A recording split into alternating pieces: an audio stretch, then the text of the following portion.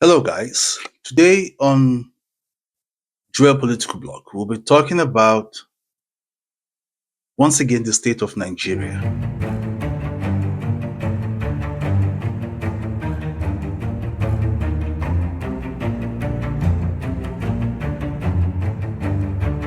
The news on Daily Trust today, on the headline, you can see 614,937 people were killed in the last 1 year in Nigeria.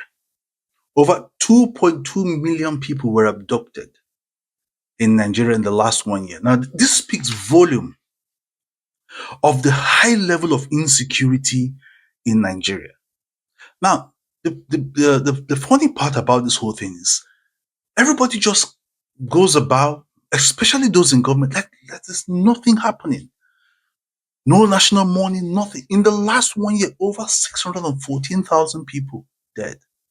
What's the population of Guinea-Bissau? What's the population of Angola? What's even the population of Mali, Senegal? And then you have 614,000 people dead in 1 year. Now, this is not as a result of inadequate hospitals, medical care. This aside that, aside accidents, aside malnutrition, poverty, aside those, in the IDP camps. Now, these are the people that have been killed as a result of insecurity in the last 1 year. And you still have a government in place going about like nothing is happening. These are Nigerians. And then you see the vice president and those in government responding to Kemi Badenoch about her opinion regarding the insecurity in Nigeria, the state of Nigeria, and all of that. Yes, we understand the fact that, irrespective of the fact that you're an American citizen, but as long as you have a Nigerian descent, we should have some sense of nationalism, some sense of patriotism, loyalty to the country where of your origin.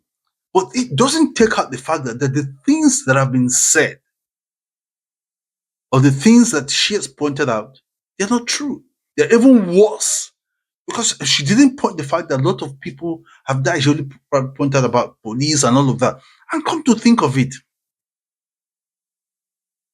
what is happening in Nigeria? Sometimes it gives me this sense of thinking that the Nigerian state was just created just to protect the interests of the elites, just to protect the interests of those who have held public office, those who are holding public office, and those who will probably hold public office. I think just for them to just protect their investment, protect themselves, loot this country dry, and then just go their way. Otherwise, how come we're just moving about like there's nothing happening?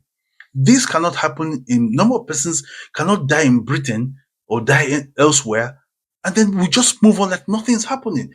This calls for a state of emergency for 614,000 people to die from insecurity in one whole year. It is really mind blowing. And these things can only happen in Nigeria. Now, come to think of it, there's even in the news about somebody who stole fowl, a chicken, 14 years ago and was sentenced to death by a magistrate court in Osun State. And then you have people who have held public offices and they've stolen billions and billions of dollars. They are holding chieftaincy titles, still holding public office. Otherwise, actually, explain people like Godswill Akpabio, Ozu Kalu, just name lots of these people still holding public offices, making laws for Nigeria, having been indicted to have misappropriated public funds running into billions of dollars.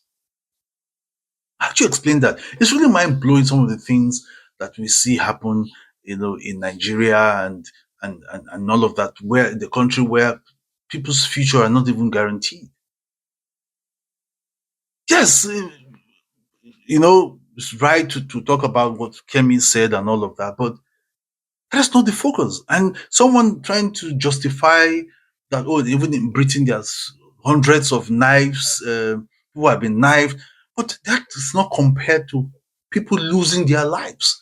And if you look at the steps being taken by the British government, to ensure that these cases are minimized. But in Nigeria, what are we doing? Nothing. In 1 year, 614,000 people have died. And look at the high level of poverty at the moment in Nigeria. This it's really terrible. And let's go back to the 14 years. 14 years ago, a chicken would probably cost 1,500 naira. That's less than a pound, less than €1, about $1. And then you've sentenced somebody to death to pay the supreme price for stealing a chicken. We're not condoning stealing, but there should be the punishment for crime should be proportional to the kind of crime they've committed. Because how can somebody steal 82 billion naira and then he walks about without handcuffs, nothing, still pride, holding public offices, and then someone stole. I read the story of someone who stole just a phone and he got 20 years imprisonment. In this same country, Nigeria, people steal billions of naira of pensions, and nothing happens to them.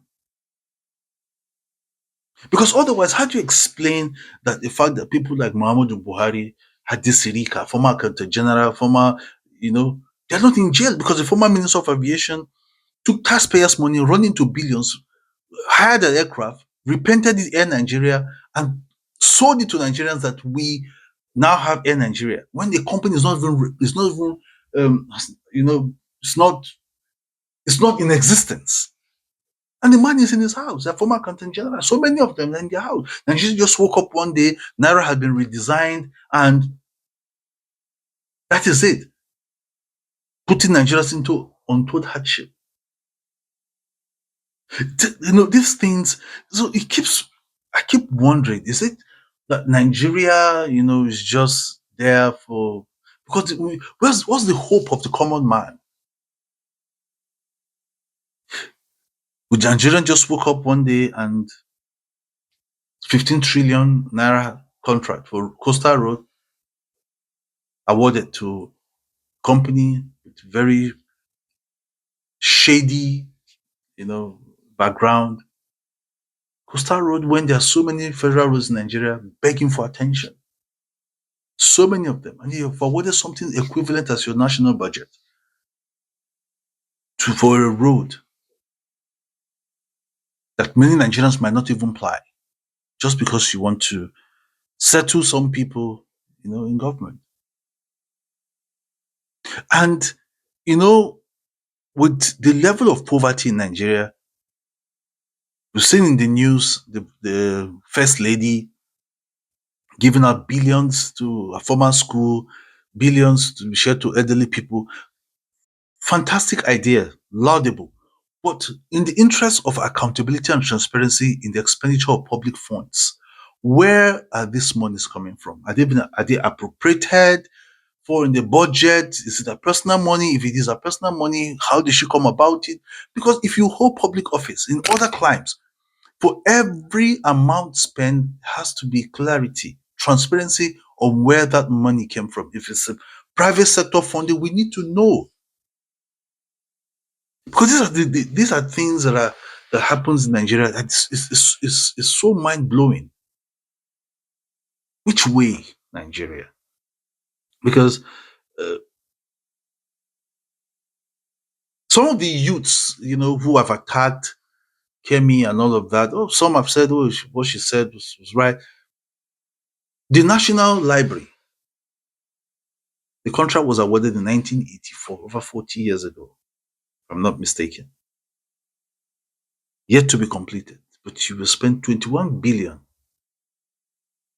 to renovate the house of the vice president. Another 10 billion of the vice president's house in Lagos. And there's no funding for the police. I listened to an interview, and then the money is allocated to the police force. When it gets to the police division, less than 200,000 for a whole year. How do you expect to fight crime? That's why we're having 614,000 people dead in 1 year. How do you fight crime?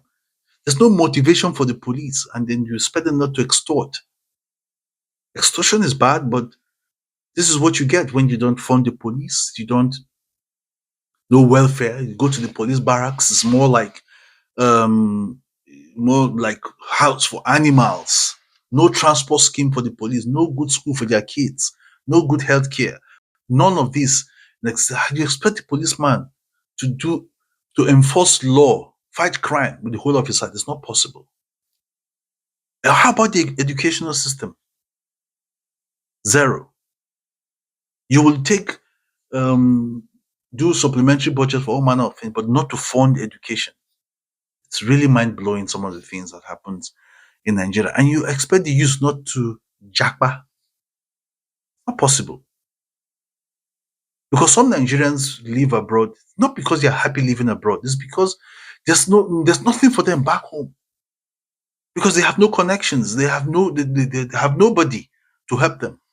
So they have to go to society where they don't have to know anybody to assess, good healthcare and education and all of that.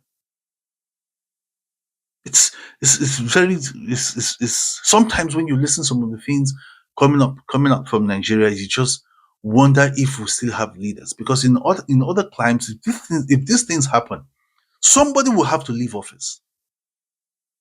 Somebody will have to resign their position for showing lack of capacity to ensure that the office they have been appointed into, they cannot manage to the best and good of entire Nigerians. It's sometimes I just wonder the common man, children that were coming after us. Some of these things you see in other parts of the world, they're not rocket science. It just takes a political will to ensure these things are done. And then you ask yourself, every governor that comes in, I can get the statistics. Every governor that comes in that I know, they've always, purchased large huge number of vehicles for the police. Where are these vehicles? Every year, you see governors buying vehicles for the police, donating to the police vehicles to fight crime. And where are these vehicles? Because a governor will be there, he will buy today. A new governor will come, will buy. Or is it because you just want to get contract for cronies and friends? Because where are these vehicles? How come the police cannot police, every part of the country to minimize the level of, the deaths as a result of insecurity? It's sometimes it just bothers me how these things happen. Please don't forget to subscribe to my YouTube channel. You can also follow me on Instagram, Facebook, TikTok, and please leave a comment. And please like and share and leave a comment so others can see, what we're talking about. And then we keep tabs on this channel. We bring you more insight on happenings in Nigeria, in Africa, and different parts of the world. Thank you.